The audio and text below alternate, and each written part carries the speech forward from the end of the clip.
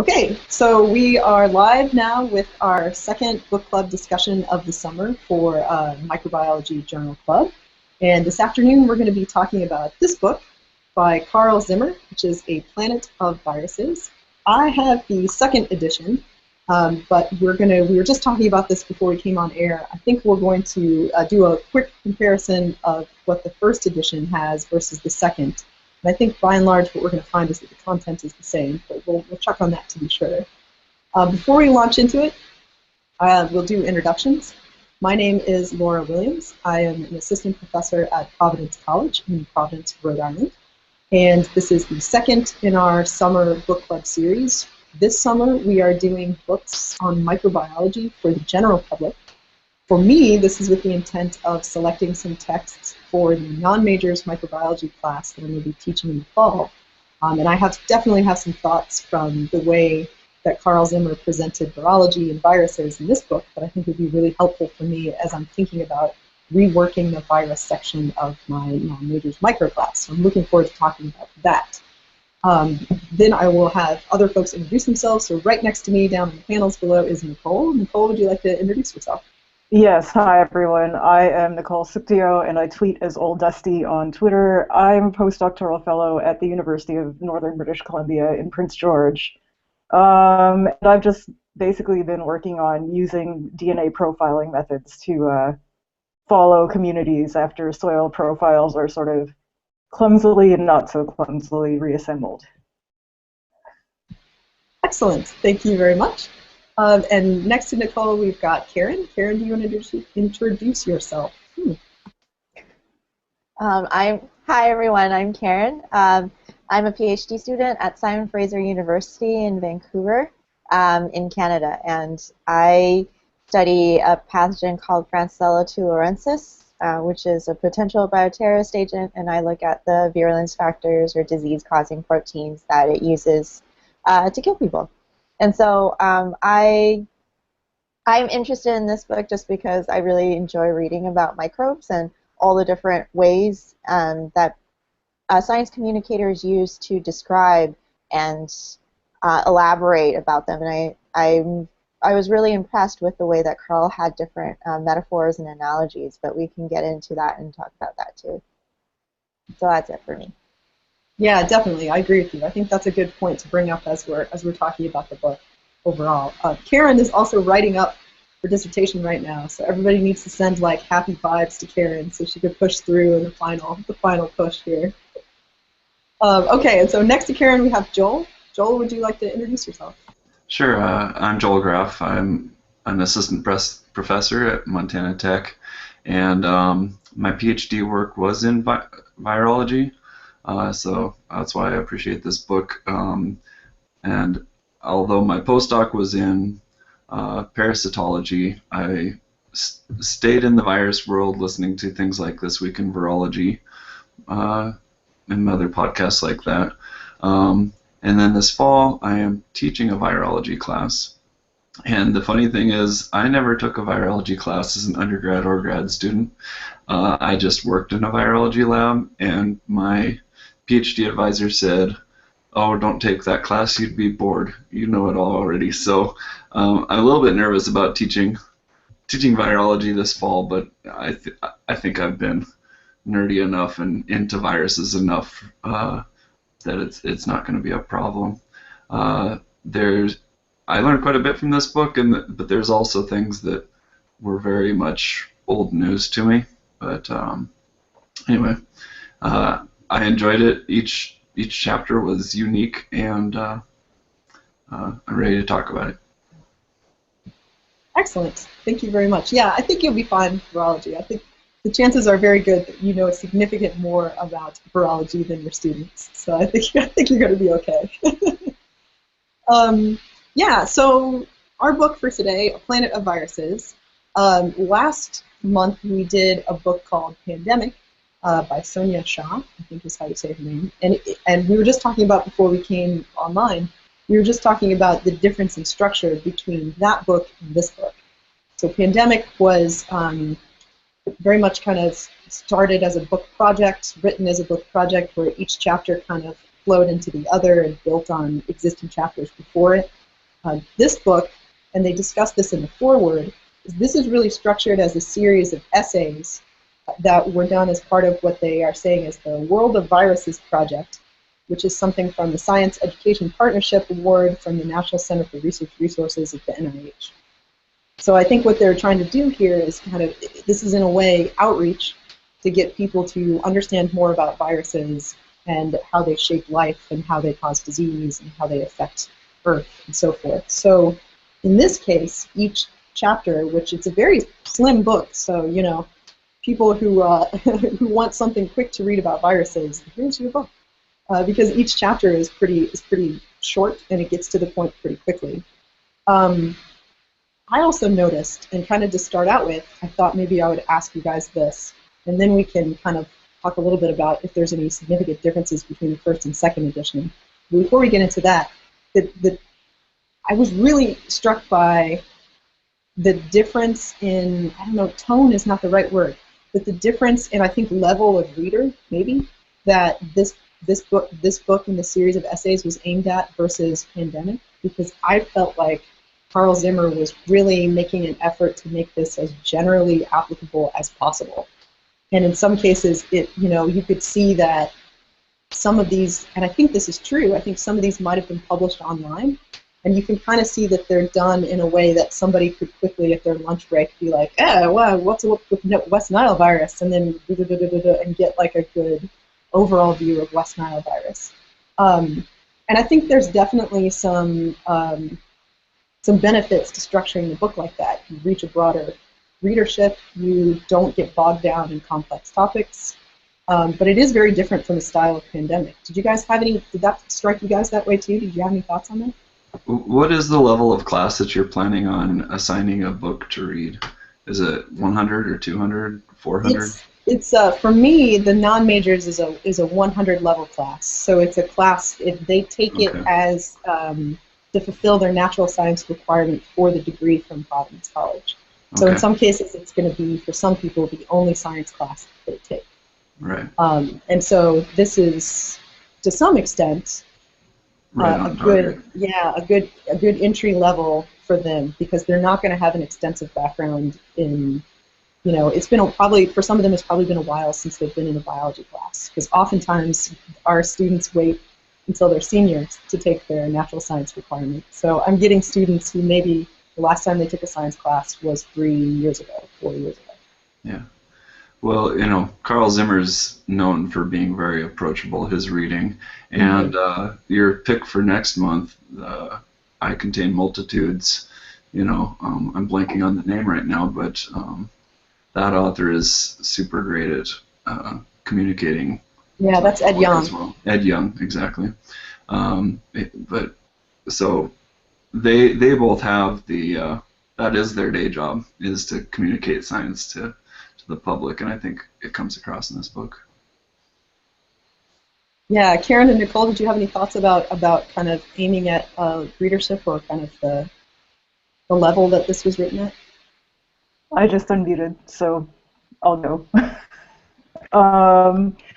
I think if you, the one thing that's very, very different, I think, from Pandemic with Carl Zimmer's book is the fact that there isn't that interweaving with significant depth to the other social and socio-political issues that surround the science, which is done, very extensively in Pandemic. And I think if you were trying to configure a course where you wanted people to think about how viruses have sort of been problematic in terms of even their classification as a paradigm of a living organism versus not what their typical lifestyle is, Carl's book is very good for creating these categorical and conceptual delineations and outlining these major issues that have come up in the biology, and even trying to figure out what they were doing, where they're hanging out, what they represent as a paradigm for genetic exchange. So if you wanted a course for non-majors that really is about the microbiology strictly of viruses, I would say Carl Zimmer's book is the way to go. If you think you want a course that's going to provide a vehicle of engagement because it's dragging in, issues of political perception, connotative value, ethical considerations, with the ease of the book largely concentrating on human disease, which we all identify with and all have trepidations about, than pandemics, it's going to involve framing a course differently, I think. So that's sort of my thoughts. That's why my first question was, what level are you planning to assign this book to? You know, honestly, I can't imagine my freshman getting all the way through pandemic, but I can imagine them maybe doing a book chapter or two out of this one. Yeah, I agree with that. I think that the 1 or 2 book chapters is very useful in terms of having students just read it on the spot, and then it's isolated. And it's also a good way to structure lectures as well, whereas like normally when my supervisor lectures for microbiology, he'll pick like of a specific virus, and it'll be like, that's the microbe of the week. So then if you have your students read specific chapters in planet of viruses, it's very easy for them to do it in isolation. Like you were saying, like it's written where someone can read it during their lunch break.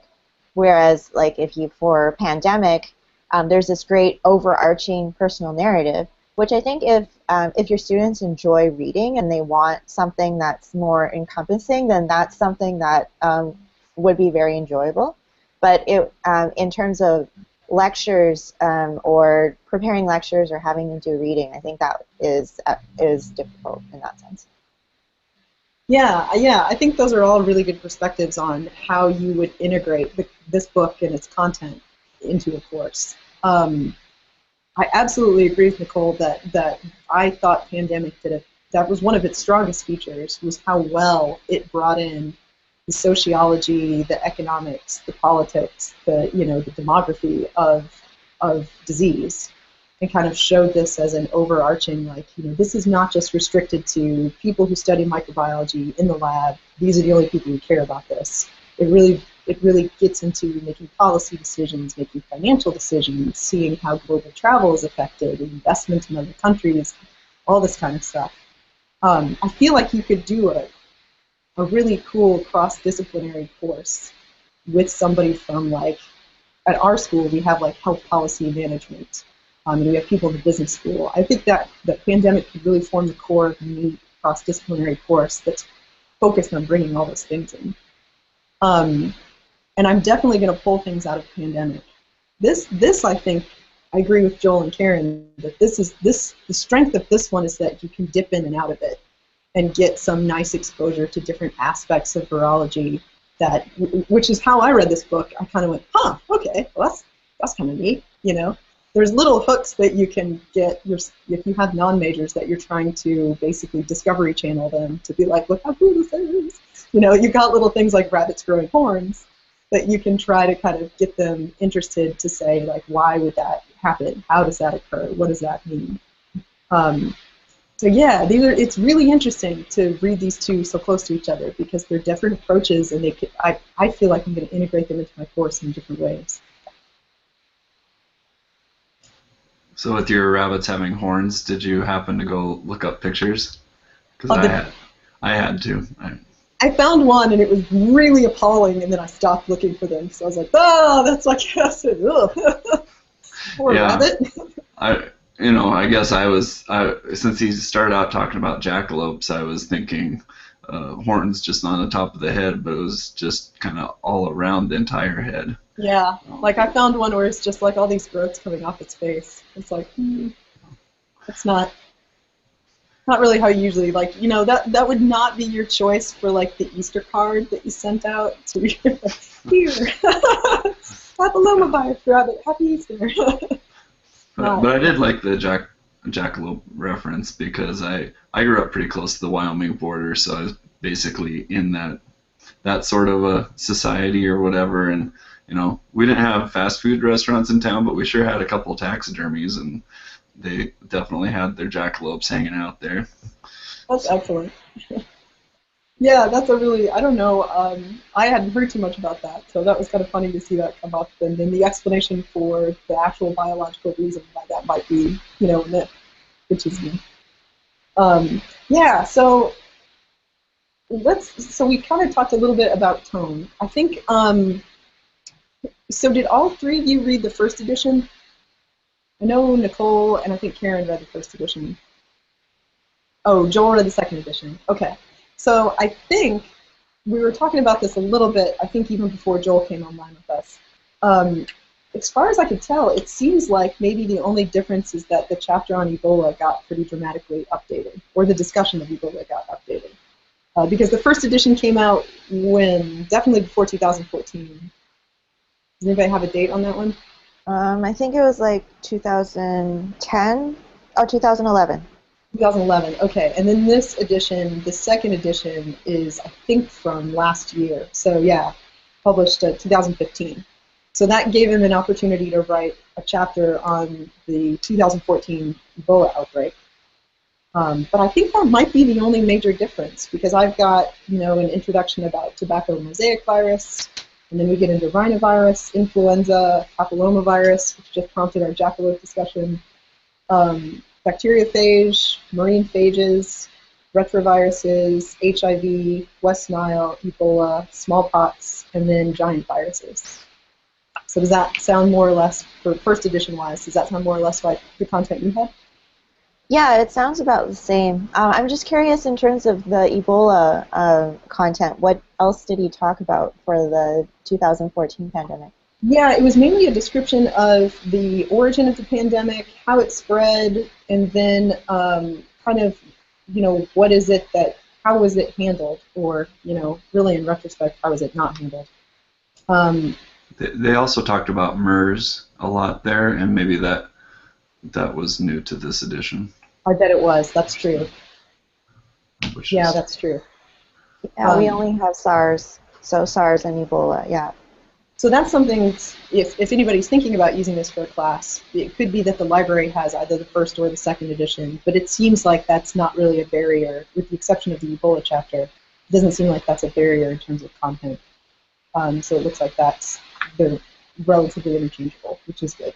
If you're trying to, for students to get access to these, that's a good thing. Yeah, so I think what we'll do at this point is kind of what Karen did with our book club discussion last month, which I think was a nice way to kind of get people's overall opinions on it.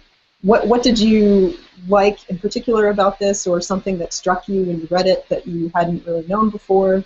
And then was there anything that you wish that this had featured that just didn't make it in there, that you think would be an important part of talking about viruses to kind of a lay audience or the general public? Does anybody want to venture forth with their opinion on that one?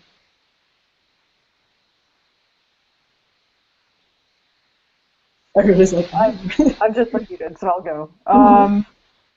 I was actually very impressed, especially as somebody who has never taken a molecular evolution course and is extraordinarily timid about phylogeny, about how he handled talking about evolutionary relatedness of viruses, especially in the context of mapping, origins of things like HIV and its link to simian immunovirus.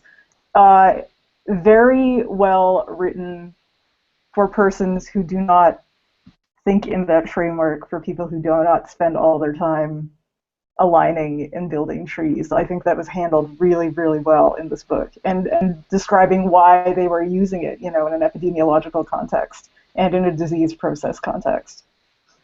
I think that's a really handy thing to have, somebody demechanicalize, that scientific process in text to already aid you to teach that. And it is a really important thing, because with viruses, as we know, I don't really envy anyone who's trying to do deep sequencing, because they don't have the crutch of a nice phylogenetic anchor unless you're looking at very specific classes of viruses, to sort out who's who, who's related to who, how long has this been around.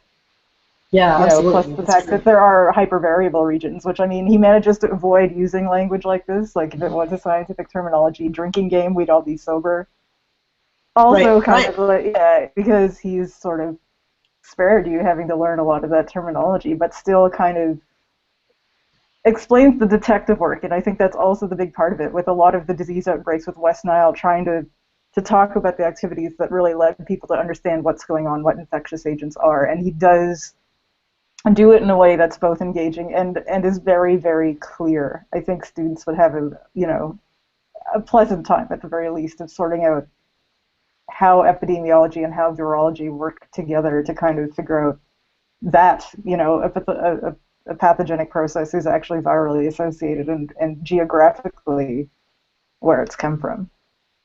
Yeah, I absolutely agree with that. I really liked the description of, because to be honest, I was not up on that with HIV. Like, I didn't realize that they'd tracked it down, how many times it had transitioned into the human population. And he summarized that really beautifully, so that, there's the last sentence that says 9 times is HIV-2 strains, 4 times is HIV-1. I'm like, okay, got it.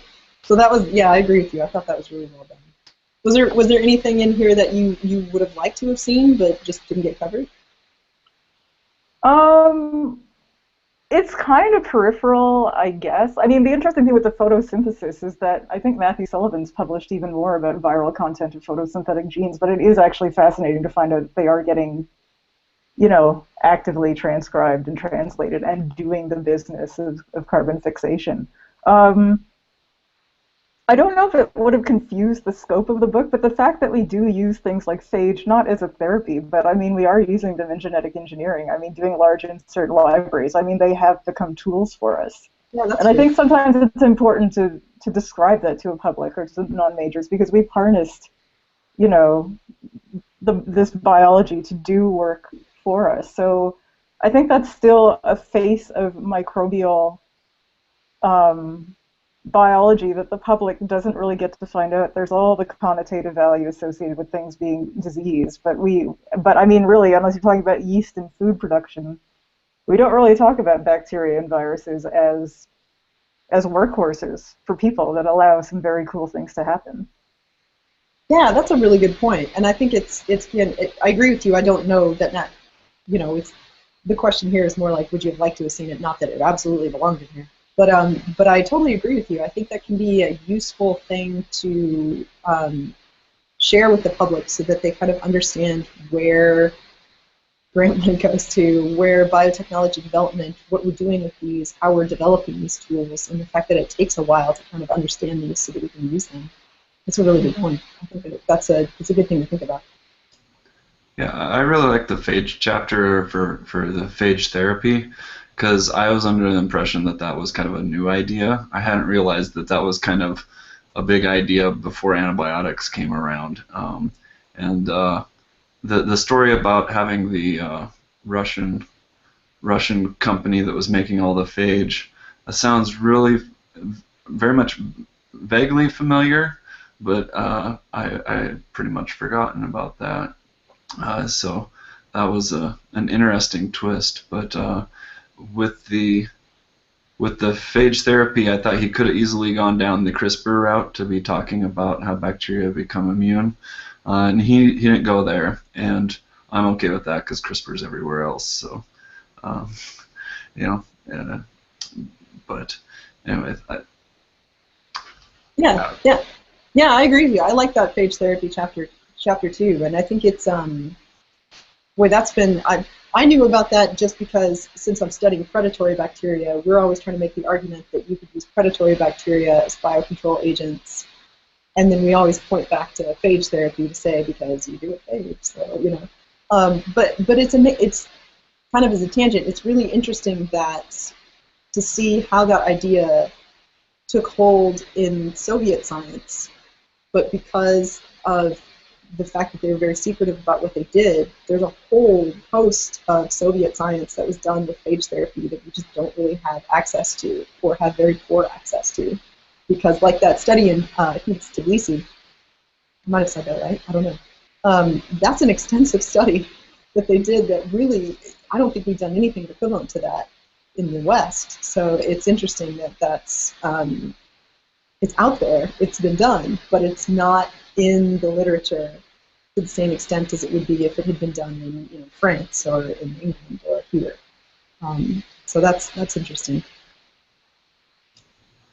And then he threw in the biofilm idea, which is a nice thing to throw in, since it was mostly about viruses, to throw in a little bit of bacteria, because that's always been the argument that I've heard against phage therapy, is that if you have these biofilms, but he cited the this study from, oh, I'm bad at remembering names today, but anyway, a study where they put a biofilm degrading enzyme into the phage. So Yeah, it was yeah, nice. that was really neat. That I hadn't heard about that one. That was really neat that they've got. I just found I made a note of it, so I had the page down. It's James Collins and Tim Liu at Boston University and MIT to Maybe you engineer that should page. maybe you should put a biofilm degrading enzyme in your predatory bacteria. I think the thinking is that some of them can do that on their own already. All right. Which, haha. So I see your page and I read it. No, I don't know.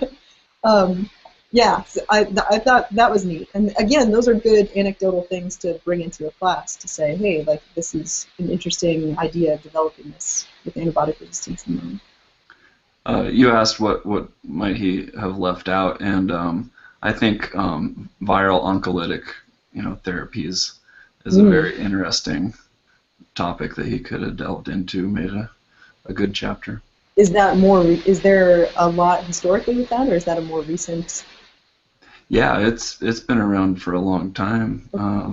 The idea of doing that, it's people had noticed that sometimes cancers would resolve, and this was like late 1800s, early 1900s. They were noticing that after an infection of some sort, and oftentimes it being a virus infection, the cancer would go into remission and just kind of miraculously fix itself.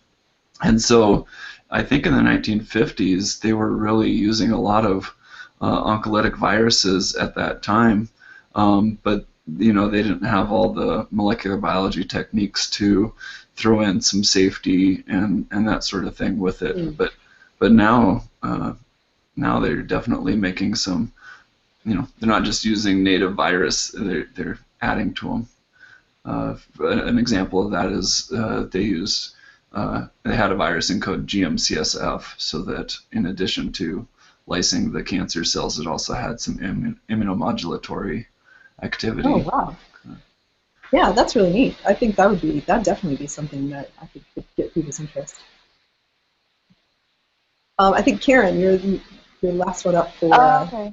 I was just gonna add to that in terms of I definitely agree that I really enjoyed the phage stuff, and in terms of phage therapy, to add a discussion about phage therapy, when it talked about the perception, like before, they were using phage to treat cholera, and that this was something that they were doing commonly, but nobody had never considered that was dangerous. But we've moved into a perception where viruses are, they're not alive, but at the same time people consider them to be more dangerous. So there's like this worldview transition. What's that word that I'm looking? I can't think of that word. Paradigm. Yes, thank you. Paradigm shifts between like that viruses were so useful and they were good to use, and now it's like, no, they're dangerous. We should be very careful about using them. I'm not saying that we shouldn't be careful about using them, but there's this very interesting shift over time that has changed the entire direction of development of cures. And I'm kind of sad that Mark's not here, because I'm sure he would have a lot to say about viral therapies as well. I really enjoyed the story in terms of like, I don't know if I'm pronouncing their names right, Harel and Bordet. Yeah. When we thought back and forth about like phage therapy and how they were in a way both right, because one was talking about, okay, that it works for cholera, and the other, works for Shigella, but the other tried it with E. coli, and that there was this interspecies difference, but both of them were right. And so like those, and going back to the idea where you have these initial stories of how disease and how we understand disease comes about, and all these intricate links that you don't realize, and it kind of becomes like this a mystery novel that you put together over time, and it's very cool, and I really like that. Yeah, I thought that was neat because it made me think of so one of them, I think Arel had the lytic phage, and then when, I don't know if he'd say it Bordet because he's French, But he decided he was going to try to replicate it, and he ended up with a temperate phage, or a lysogenic phage. So it didn't lyse the cells like the other phage. So what they've basically done is discovered kind of these two major types of phage. But it made me think of like that anecdote they always tell about the blind men and the elephant. Like each one has his hand on a different part of the elephant, and they're like, I'm positive that this is a hippo. And they're like, no, this is totally a rat. No, it's a snake, But because they can't actually back up and see the entire thing. But we know how contentious those debates can get between established members or people who are trying to establish themselves in the scientific community. And people build their careers on just, hammering at one idea that you invest a lot, and your inflexibility can sometimes be because your entire career is built off of this is this, and it is not this. And it's hard to be the person who goes, well, maybe it's some of this and some of that. It's just not as catchy to build your career as a consensus builder, I would think. But I thought that the precursor to the Hurrell versus Bourdet was also interesting. They're talking about a guy named Frederick Twort. yeah. And he was trying to grow vaccinia virus because for vaccine purposes, rather than having to share human to human, but that he had a bacterial contamination, and then he saw the plaques forming, and he put it down as one of his possible ideas is that maybe there is a virus that infects a bacteria. And I was thinking on This Week in Virology, Dixon de Pommier is always quoting Louis Pasteur, who said, "Luck what is it? Luck. I have it written down. Chance favors the prepared mind." Yeah, chance favors the prepared mind, and he was thinking viruses, and he saw that maybe this is a bacteria virus, and quite possibly other people had seen something like that, and it just never even crossed their mind because they weren't thinking viruses. Maybe they were just working with bacteria or something. Yeah. Yeah, it kind of makes me wonder how many interesting discoveries people kind of talk themselves out of, because they're like, well, that's weird and unusual. Yeah. And then they just shove it aside, like, I don't want to deal with this. Yeah. Karen, did you have anything you wanted to say about anything you wish that had been covered that wasn't, or? Well, I was definitely thinking that in future editions, Zika will make a prominent. There will probably be another section on Zika. Sorry to interrupt you. There's a perfect thing with what Nicole talked about. If you want to bring in social, political, economic, that's a big one. You could just be like, we'll just talk about Zika, and then all of that stuff. Well, and what was it? I really enjoyed how they were talking about like the group of people who were monitoring viruses within chimpanzees or the hunters that were bleeding the monkeys, and then cataloging the viruses and seeing the change. I thought that was a great idea in terms of prevention of potential pandemics that are to come. I mean, it would be extreme. Like, I feel that the cost is probably decreasing now, but I do feel that it would be extremely costly to catalog like every organism that we can possibly think of. But I do agree that that's a very good way to monitor potential and emerging pandemics. Yeah, true. Yeah. This is really peripheral, but like, sorry. The other part with the chimps that came up that I think more for us having slogged through grad school we would identify with, and that was that one remark about how chimps aren't very happy with people sticking needles into them, so that they had to figure out how to isolate virus DNA and viral particles from feces. And it's just like, method development is so unromantic, but we would not be anywhere without it. Like, it's the part of the science that really does move things forward sometimes, and that's sometimes where innovation is, although it's not the big, shiny, metallic eye. It's in the poop and the DNA. Yeah. So, I mean, it was kind of nice that Carl brought that also in, as a note, and kind of trying to get to the bottom of where things were coming from, and the mechanics, again, of doing the science of figuring out where things were coming from. Yeah, that's true. That's true. Yes, it's not really romanticized to tromp through the wilds collecting chimpanzee Or feces. just spend 6 months trying to optimize DNA isolation protocol. That is not going to be the most exciting part of your career. No, true. That's very true. Then you end up with one paper and you hope people cite it when they use your method. But everybody will, yeah, exactly, if your method's a good one. I mean, it worked for Marion Bradford, so. There you go, that's true. Yeah. So one of the things that I pulled from this, from my perspective, was so right now the way that I teach viruses, because I've done 2 semesters teaching this non-majors course, and right now the way I teach viruses, I'm not particularly happy with it because I spend too much time on classification. And I put the slides together when I first got here, and then I taught it again, and I didn't really do anything with the slides because I had a new prep to do, so I was like, I'm just going to teach it straight from the old slides. And I got to the section on viruses, and I was like, oh my god, I'm boring myself. Like, I am boring myself as I teach this. I thought I've got to change this. So, and one of the things that I thought was really interesting is kind of in keeping with what Nicole had mentioned about the jargon, or how complicated do you need to try to explain this.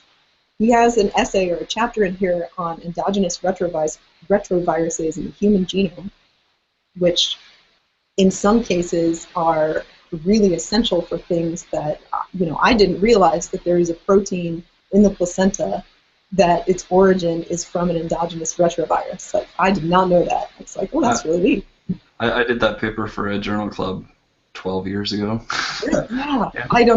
I just missed that. I missed that entirely in all of my microbiology, bacteriology focus. But that's, and so he gets that across, the importance of retroviruses for us as humans. And one of the things I noticed is that he never, ever, ever talks about the fact that reverse transcription is involved. That term never comes into the chapter at all. So he never even mentions anywhere in this book that there are double-stranded DNA viruses, single-stranded RNA viruses, double-stranded RNA viruses, single-stranded DNA. Like, he doesn't get into that at all. He doesn't talk about icosahedrons. He doesn't talk about what the protein capsid shell looks like. He doesn't talk about size. He doesn't talk about the International Committee for the Nomenclature of Viruses and how they do, and that is all my slides for viruses. And I'm like, well, I'm just chucking those because that doesn't, you can get a lot across about viruses and not have to really hammer on this is the structure, this is the thing, this does that, does this. And I thought that was really useful to read these. To some extent, I think I'm going to need to get into a little more detail than he does, but it was useful to read something that backs way up from all of that and still gets some important concepts across about, in this example, retroviruses and how they're important for human evolution. So I was like, okay, that was really useful for me to read as I'm thinking about what I want to change with that part of the course. So I thought that was cool. I think the thing that I would have liked to have seen a little bit more about, but just as an interesting topic, and this kind of leads into one of the major questions I had, is the origin of viruses, and then is it useful to discuss whether or not viruses are living or dead or what? And I think this is a topic that you can do some things with in a majors or non-majors microbiology class. And so that's like, one of the questions is it even useful to discuss that, to debate whether or not viruses are living or dead? He kind of makes the push at one point in the book where he's like, I don't know that that's a really useful question. But it's still a question that gets debated, because when I show my students the tree of life, viruses aren't on it. So then you have to ask the question, like, where did they come from? Where do they belong? How are they related to everything else? Are they something else entirely? Do they belong in this tree? Like, we don't know. And so I think like that would have been that's an interesting topic to give some discussion to as well. Did he kind of touch on that in the giant viruses part or not? Because I can't remember exactly what was in this book versus what I've just read elsewhere. But yeah. But the giant viruses may be maybe a fourth branch of life that lost some stuff. Yeah, it's one idea that's floating around out there.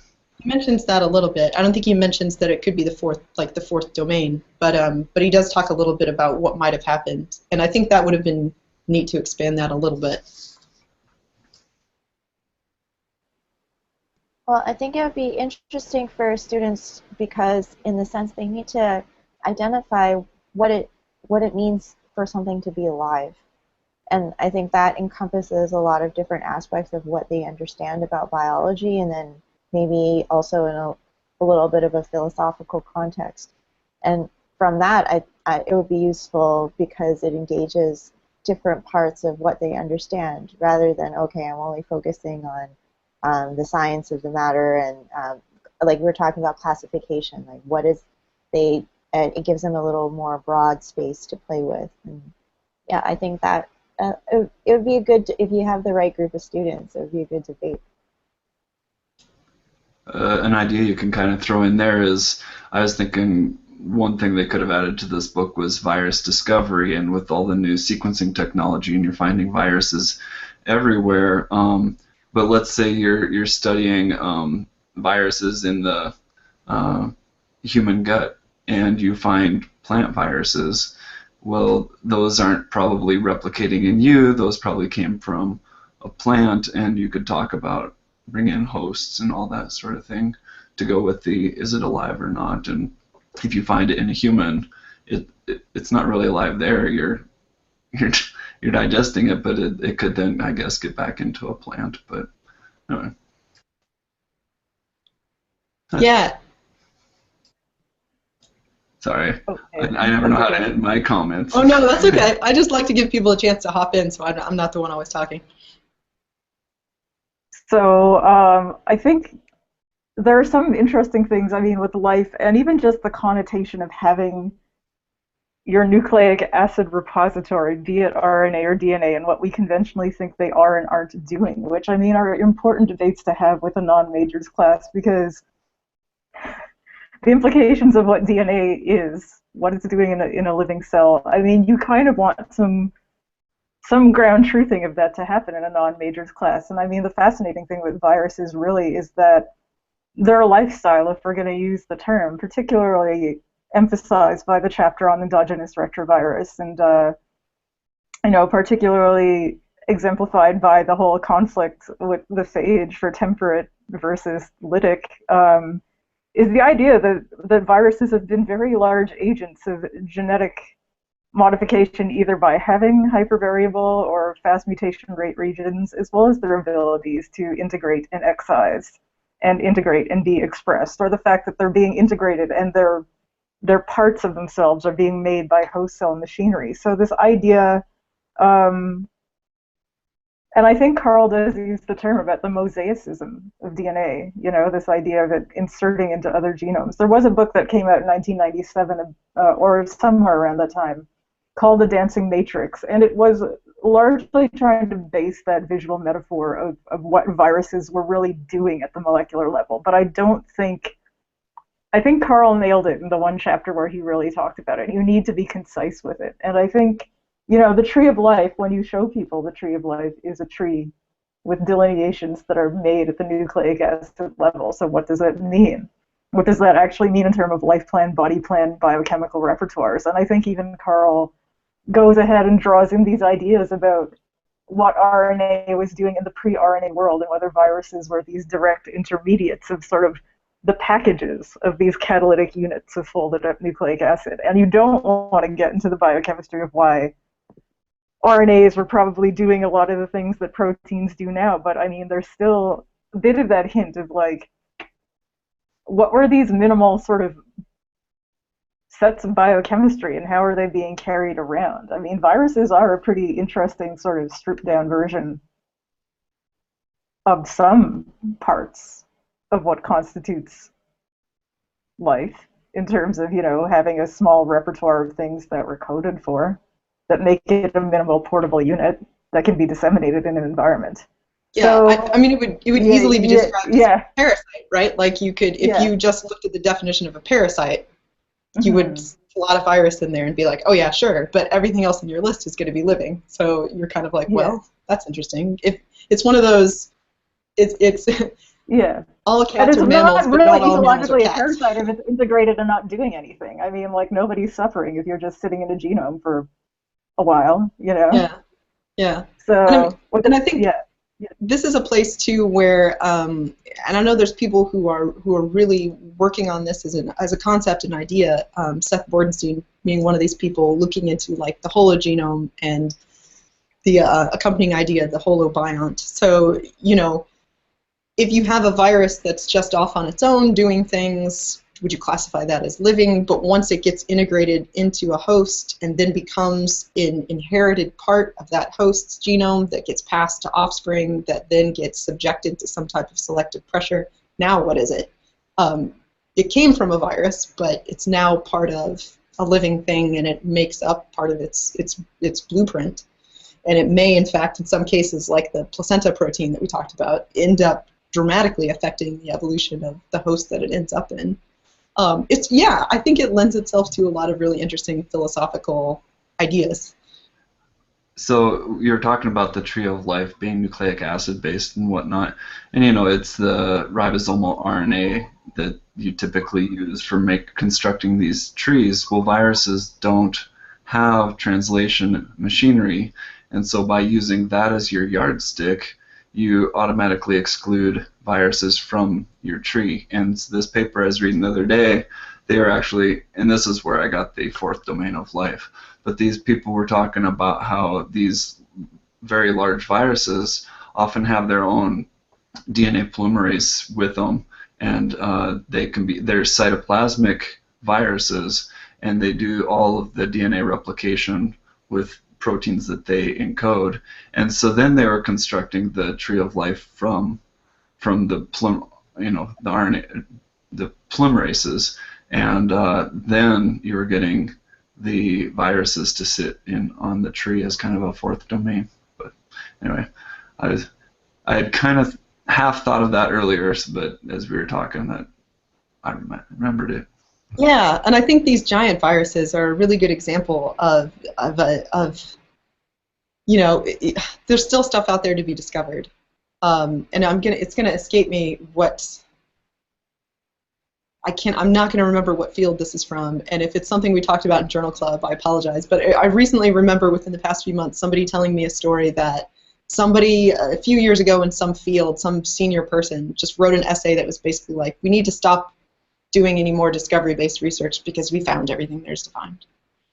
And then, within the next, you turn around, and then the next year, people are like, look at this amazing thing we just found we didn't know about before. So it's the giant viruses are a really amazing discovery, and it's been interesting to watch that it's not just a one-off, that you're finding all these variants of it. And then what it implies, just like Joel said, about are you going to have to revise the way you've got domains split out? Do you need to add something to the tree of life? What does that do to the ancestor, which is just a huge debate of, and people who do deep branching evolution to try to track back to the last common ancestor. That's a hotly contested field, and if you start to bring in giant viruses, that's going to add a whole nother level to that, which is going to be, for me, I'm like, ooh, that's going to be interesting to watch. Like, I don't actually envy the people who have to do the work to try to construct those, because those are complicated phylogenetic models that they have to try to test and support and argue for. But it's always interesting to see what people do with that. Well, along with that, I'm using the 4th edition of Principles of Virology. Okay. And I've been reading through the first several chapters, and they're talking about, well, this is the 4th edition, but if we look back to our 1st edition, which came out in the late 90s or very early 2000s, they basically said, well, the rate of virus discovery is going way down, which suggests that we've pretty much found all the different types of viruses or whatever. And so we probably have a good idea of all the types of viruses we have. And then it was a perspective, so it was kind of like the parting shot in the chapter, and they're like, yeah, we need to say that we were quite wrong there, because we've like gone up many fold in the number of virus types that we know of now compared to back then. Your rarefaction curve has failed you. Yeah. Yeah. That's, good on them for at least pointing out their own misgiving. But yeah, I'm happy to have had a chance to read more about virology, just because as I was a bacteriology kind of person, so I didn't really get too much into viruses, but it's fascinating. It's a fascinating system. So let's see. We got a few minutes left. I was just going to. One of the big things that I kind of liked that I thought maybe I would ask you guys about is the at one point he talks about the eradication of smallpox. So smallpox is the only disease that we have fully eradicated from the planet, as far as we know.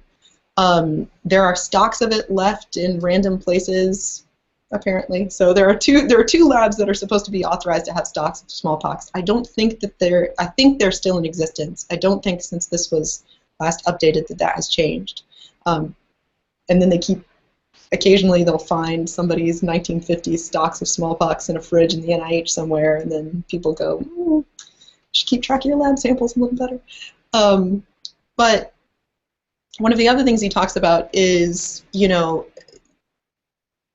pushes towards vaccination. So with the idea of viruses and their interaction with us in terms of disease, he asks a little bit about, should we be aiming to eradicate lots of these viruses? How do you decide which virus you want to shoot for? Smallpox completely made sense because it was a devastating illness, and it killed people, and it would have epidemics and outbreaks that would be very harmful in terms of loss of life, but then also to economies and so forth.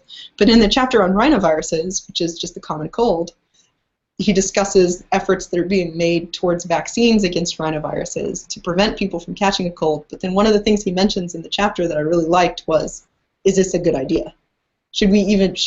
What would be the ecological and immunological impact of eliminating rhinoviruses?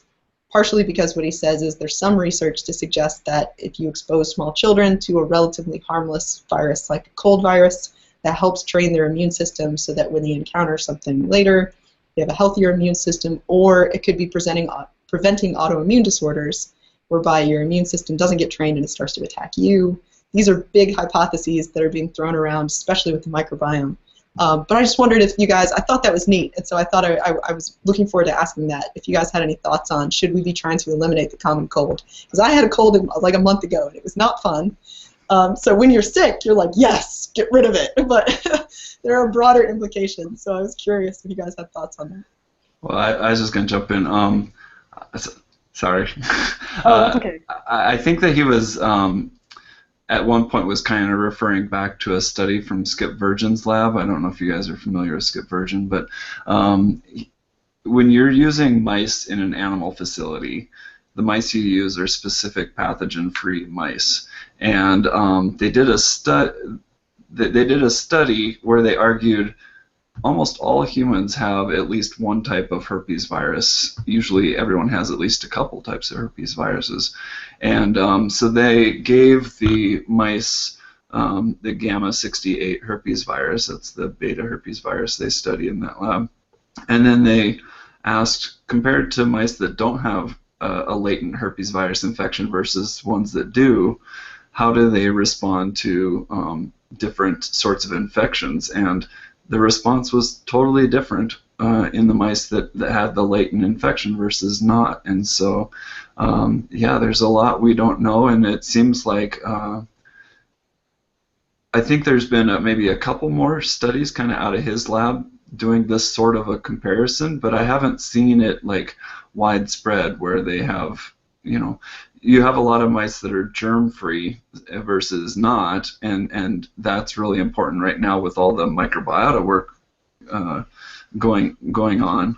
But yeah, I mean, your results are only as good as your model is, and if you can improve your model by adding in viruses or trying to make it more realistic, then it seems like that should be more the norm than the. But I guess that just doubles up the number of animals you have to deal with and stuff like that. So anyway, yeah, it does. There's definitely evidence about shifts in immune systems based on past infections. Yeah, and I think Nicole, you had a thought on that too? Yes, I do. So a few months ago, I did give my human ecology class a paper to discuss, and it was about whether biodiversity conservation effort should also include conserving parasites. Oh, nice. Yeah. It wasn't that well received again because the course had a lot of, mixed major things. But I mean, there's a couple things to think about, and that's that ecology and economics, which is really the ecology of the things we need to stay, or the economics of everything we need to stay alive and perpetuate our populations, who gets an opportunity to infect when we get rid of a rhinovirus? You've changed the pool of available, things that a virus is probably competing with to get into a host.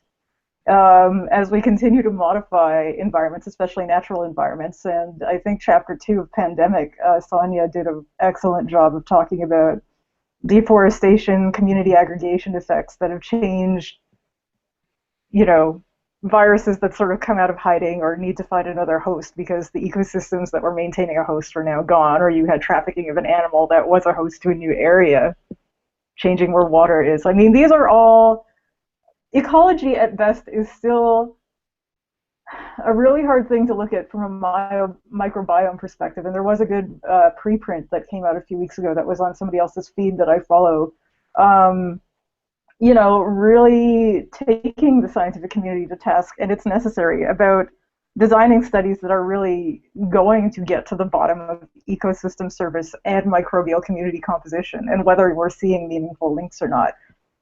With viruses, we're still trying to sort out who's who, how to find them, how to know when they're exerting biological effects, and then thinking about what's happening when we modify the environment that they're normally found in. I mean, it's only been in cases with Ebola or West Nile where the detective work and the severity of symptoms and public health risk has made there be an imperative to sort of work out those interplay of factors.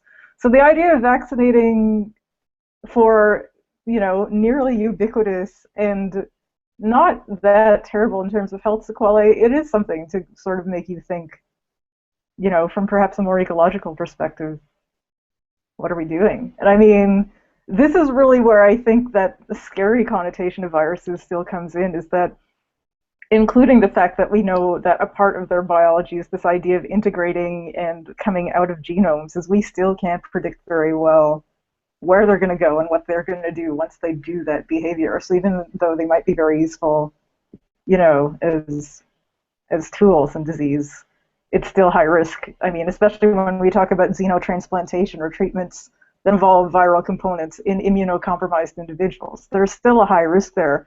But then there's also this idea of our immune coevolution or tweaking by the presence of the viral repository. I don't really want to use the term inventory because that just implies a stock list without function. But really, honestly, sometimes that's all we have because we don't know what they're doing. So what are we doing when we change the current stock list? We don't really know in a lot of cases. I don't really have a good answer. Yeah. I think that's true. Yeah, I agree. Karen, did you have a thought on that? I was just thinking back to when we read, what was the first book we read? This summer? No, last year. The one about antibiotics and the gut. Missing Microbes? Yes, thank you. So when we first read Missing Microbes for our journal club, it brings me back to the idea where they were talking about how cholera was playing all these different sorts of roles in terms of stimulating the immune system, but then when you don't, they were talking about, okay, it has all these things about helping the immune system, but then over time there's also the possibility of it causing cancer. So is this for Helicobacter? The Helicobacter in the stomach? Yeah. Sorry, yes, Helicobacter. Sorry, not cholera. But you're writing up your dissertation. We'll excuse you. But right, so it was just like Nicole was talking about, where you have these two. You kind of have to choose the lesser of two evils. Where it's like, okay, I have ulcers for my lifetime, but I don't get allergies or autoimmune diseases, but I might get cancer later in my life. Whereas, if we eliminate the cold, maybe we would have different types of diseases. But it's a trade-off. You trade off, you get cold instead of having autoimmune issues. This trade-off, I would think, would be similar for Helicobacter and for cold viruses. So I don't know how you could choose that on such a large scale, because it's not a personal choice anymore. It's like a public health choice, and these organizations or this public health is deciding whether or not the entirety of the humankind will be exposed to these things or not. So I think that's a difficult question. Yeah, and I think that's a great parallel to the work that's been done on Helicobacter, is starting to illustrate various roles that we didn't associate with it before. So, it took us a while to realize that that's what caused stomach ulcers. I mean, there's a guy who had to drink a whole culture of it in order to demonstrate that, and that's fine. And now we're kind of learning a little bit more about what are the other roles of Helicobacter. And I think that's a good parallel, because it's,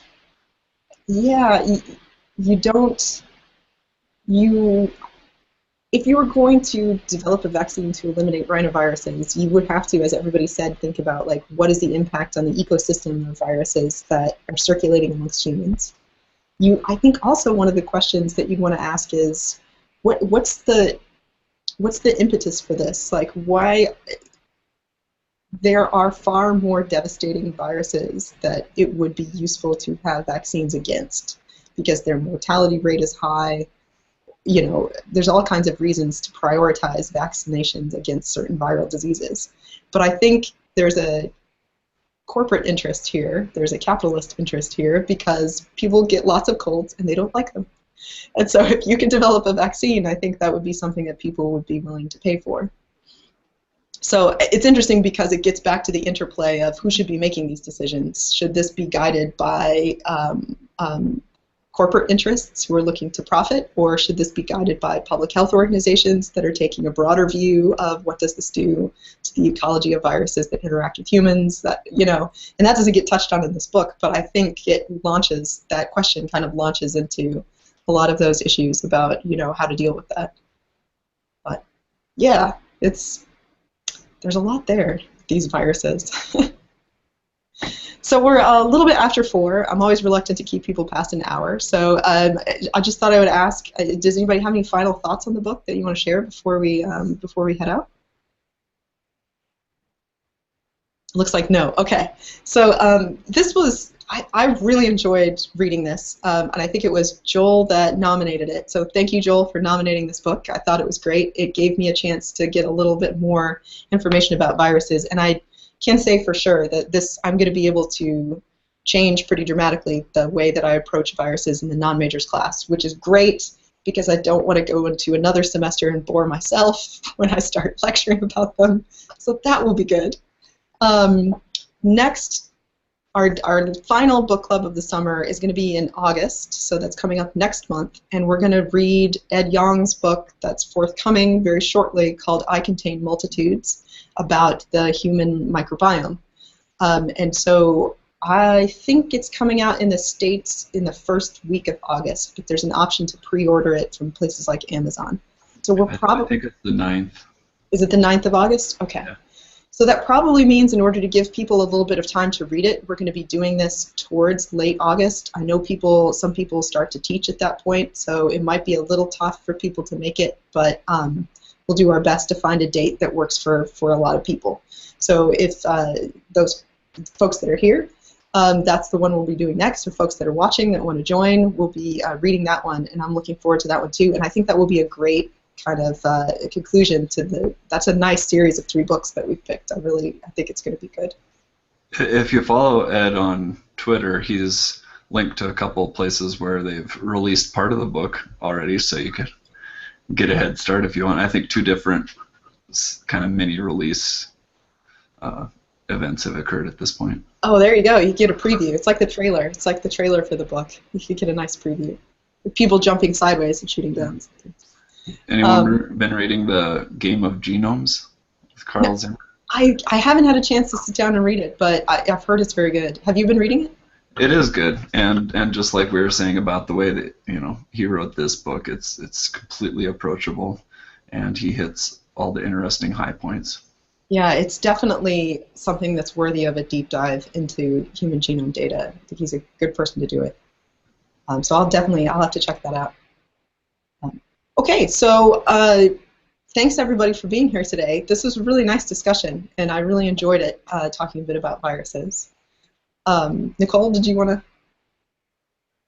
Oh, I just saw you. Yeah. No, I mean, my computer's just really slow, and I'm getting paranoid about whether anything's actually responding anymore, that's all. Okay, So buttons are getting pressed, and they're just delayed. Mashing That's buttons. all. Okay, fair enough. All right. So thanks everybody, and I'll be posting on the website when we get a date for the August book club. I might be doing some polls on Twitter to try to see if there are dates that are absolutely no-go dates for people. So if you have some no-go dates, feel free to let me know. I'm on Twitter at microbes.